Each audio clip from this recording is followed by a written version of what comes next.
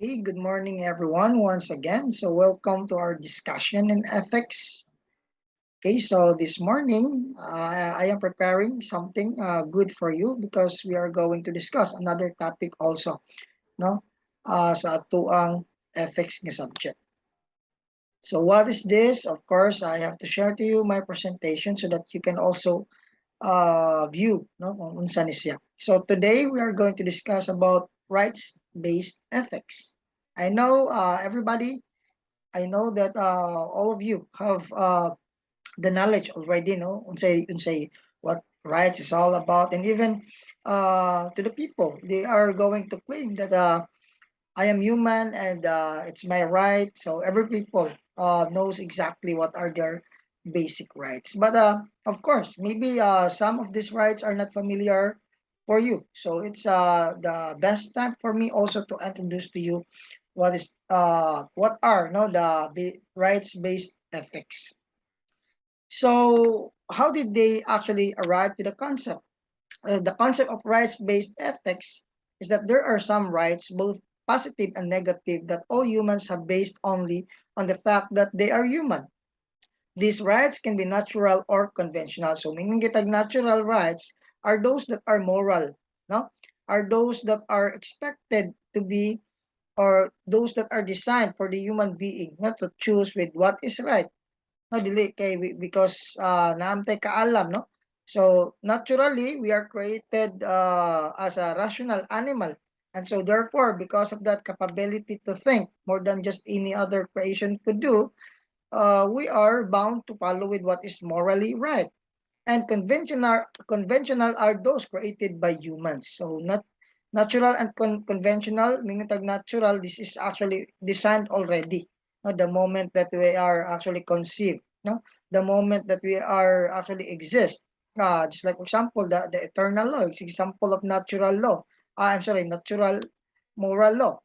So, mingon taog conventional, of course, these are reflect coming from the society's values. So, mingon tag society's values, of course, there are things nga considered niya in view of how the people actually uh, interplay the rule in the society. And at the same time, of course, it has its own basis that actually reflects on the belief, the tradition, the culture of every group of people. Now, rights-based ethics system examples, the right to life. So of course, I think this was actually done already, no, discussed about self-preservation. So if kaning preservation is a right, no, to every individual has the right to actually exist, no, katungod sa tao nga ipanganak, no, katungod sa tao to protect his life. That's the reason why in the view of the natural law, of course, we have this what we call preservation, no? Because we have to preserve life. If we are going to actually look for the basis and conventional law, of course, naapod no kaning dili pagpatay. Same concept. And I think that actually plays a very important role in the society because people cannot afford to kill each other. Okay? The right to liberty. So of course, no, we are bound with freedom. The moment nga napanganak ta, of course, we are bound with this, no, ato ang kagawasan. So anyone can actually choose, no, and everything that follows to liberty is kaninang mga nakasunod, no, the right to pursue happiness. So because you have a liberty, normally you can actually pursue happiness, no. So walay tao nga naay katungod nga mo deprive sa iyang isig katawo, no, for him to become happy, so long as because we have this what we call conventional law, no, natay conventional law atong i-observe nga dapat kana nga dili pud ta mawala, no, di pud ta mo go beyond sa kanibang if you are happy with what you're doing so long as it's not harming towards other people. The right to a jury trial, of course, no, kung naay mga sala, it has to undergo into a trial. That is a procedure. Now the right to a lawyer. So it's very impossible to actually go for a trial without a lawyer for each of the, shall we say, kaning mga kuan, no, mga subject nga the complainant and katong nakasala, no? So it's part of the process that everyone has to actually acquire themselves a lawyer. The right to freely practice a religion of choice. So we actually have the freedom. It's the reason why there are a lot of people also that are, like, for example, coming from Roman Catholic, and then they are going to choose to convert into another denominations of Christians. So that's the freedom. No, no one can actually deprive you from doing that one. The right to express ideas or opinions with freedom as an individual. Yes, definitely that's part of our right, no? And siguro nalay mga specific extent that there is this conventional law created by the human nga dili po ta pwede kapataka, no, nga though we have this right to actually express our opinions and to share information, but not to the extent that like ato pakawawan atong isig katawo, or we are going to use mga words nga maka-damage sa iyang reputation as a person. And that's part of it, the right of individuals or organizations to express opinions or share information freely in written medium. So gani, kanino na we have the rights, no, for kani to self organization na gano, we can join any different groups or affiliations so long as paano ka na ba nga dili lang siya para sa makadaot, no, because if that is already granted with this what we call natural law, we have this conventional law also that we have to observe nga dili ta dapat nga, like example para na mga NPA sa panang uban diha, no, mga ISIS ana, no. So we have the right to join any organization so long as it's not for the purpose that we are going to create chaos. The right to come together and meet in order to achieve goals, and the right to be informed of what law has been broken if arrested. So kana, no, mabito na nga during the process that a person is actually caught in the act nga kana, o gidakop siya, or during the hot pursuit operation, istoryahan gina siya, no, nga nakay ka katungod nga magpakahilom kani ang imuhang masalaod nga nabuhat mo nimong na-violate ani ana. So that's very important. So the right to call witness to speak of one's behalf if accused of a crime. So no, you can actually ask a witness that becomes part of the procedure. The right of a person to be treated with respect and dignity even after being found guilty of a crime. Mo na siya nga, like for example, abi kay na guilty ka sa crime, di pwede patyon ka, no, because they have to respect, to give respect, and also to kanino to consider your dignity as a human being.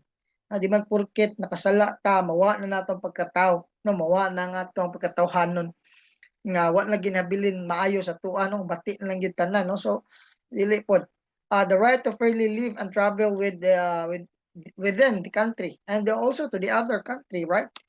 So the right to work, kaning yung work, no, mo gingon nga mo na siya gitawag og karugtong ng buhay, because everyone, no, has to uh, have the right to work, no, wadyo pili na bisag unsa pa. And gani naputa, no, sa conventional law, like, since we're talking about the natural law and the conventional law here, ang naay sakto by means of natural law, but naapoy insakto sa paghubad sa tao. Like for example, sa natural law niingon dito nga we have to preserve life, nya diri sa conventional law naghimo ang tao, like pareha tong RH bill that they are going to seize with the current situation that the population is growing faster. So they have to do something about that one, no? Dapat ilang pakunhuron. So it's a violation sometimes at some point when we're going to take a look at it, wala magtakdo ang natural law o conventional law which is created by the human being. So nga na po, no, the right to work, of course, uh, there are places in the country nga dili pwede patrabahoon ang mga babaye, no? They are actually dira lagi na sila sa balay, no? Especially dira sa Saudi, most likely ang ilang kanang mga Middle East nga country, no, most likely ang ilang asawa na lagi na silahang balay, no? Ang kaning mga bana mao gi manarbaho. The right to marry, of course, no, naputi katungod marry ug asa po dapita nga simbahan. The right to bear children, of course, you have to right the right to bear children. But though nate katungod ana, no, this is not only for Filipino. No, kani nga rights-based ethics dili na siya para sa Filipino. This is for everybody. But mao gyud na no nga, of course we have to put weight on everything, that the natural law never seems to be a perfect reflection towards the principle of this conventional law. Now, the right to free education. So diha no, we have to education is very important. So mo na nga pagkatao palang daan no, atong tanaw tong kang St. Thomas Aquinas, part man gyapon ini sa atong obligation that we have to educate to ang offspring. No? We are going to educate them, no? Not only to kanino mag-teach nila about how to catch fish, but also we have to educate them with moral values. The right to join in the peaceful parties or groups of choice. So, kana no? I think sa tuno na kay the right to be free from slavery. So mo na no nga, if there are those people who are deprived for their freedom, and then of course tapoy mga balaod pod nga nagkatumbas anak, no? But at some point nalang gyud mga pagkakataon nga mga tao they choose to become slave. Kani bang servant no nya usahay sometimes it cannot be denied no nga coming from a personal bias that the person might treated you in a very inhumane way, no, like for example parayating atong mga kapwa Filipino no nga OFW na usahay luoy taon kaayo no sa ilang pagpanarbaho, but nevertheless no, appeal gini siya no sa tuwang katungod the right not to be tortured. Of course no, kay that is also in reflection to this what we call preservation of life, no. So if you can afford to torture the person, then meaning to say you're not preserving life. The right to be treated as equals to others. So wala ginawa gay dato pobre tumboy bayot laki babay, there should be no discrimination, no. The right to be considered to be innocent until proven guilty. So that is also coming from the provision of this what we call conventional law, that not no one can actually pointed you the finger automatically and make judgment towards the person immediately without the saman the speedy trial, or the trial from the court, and the decision coming from the biggest uh, judiciary body nga mo kuan nimo no mo, I'm sorry, judicial body, not judiciary, but judicial body nga mo gi mo kuan mo decide. The right to personal privacy. No, so we have the personal privacy that's very important to the person, that's very important to our life, because somehow we need to actually acknowledge the space that we have as a human being, no? Hindi man po pwede na tamakan na lang ta sa sikat tao, or like for example, if you lose your privacy, di ka magpaagi god, no? Like for example, imong cellphone, kabaw sila sa imong passwords, imong ATM, kabaw sila sa imong password. So, that's part of it. That's part of our right that somehow we have to, uh, it does not actually necessarily forbid the person to actually interrelate with other people, but not to the extent that the people will invade no the all the privacies that you have, especially if that is something very personal. So the right to own property, yes, we also have the right to own property, no, kay part man po na sa tuang survival, part po na siya sa ato ang pagpakabuhay ng kalibutan na that somehow I think it's related also no with this privacy, kay if you own that particular property, meaning to say you have the privacy about that one, you have the control about it, no, so that no one can actually take that one away from you. So I hope no this discussion natay na nakuha, no. I think this is very important also that we have to familiarize some of them which is dili pa familiar para sa tua, so that this can also be a guide. No, rights-based ethics, this is also a moral guidelines to every individual. So I think that would be all. I hope you have the beautiful morning there, no, sa inyo ha. God bless you, everyone, and have a great day. Thank you so much.